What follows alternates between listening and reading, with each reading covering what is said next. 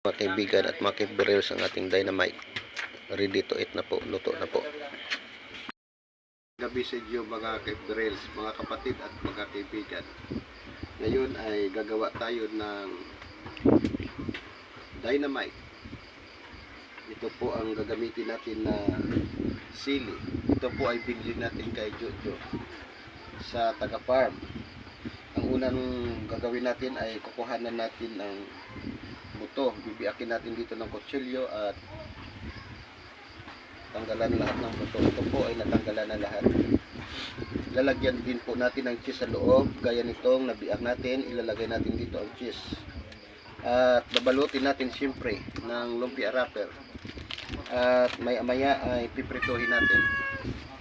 Ipapakita namin po sa inyo mamaya ang naluto na dynamite. Abangan nyo po.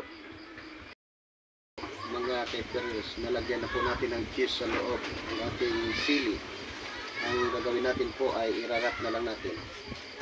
Ang ganito. Ito po, niluluto natin ngayon ang dynamite. Ayan, lakas ng apoy.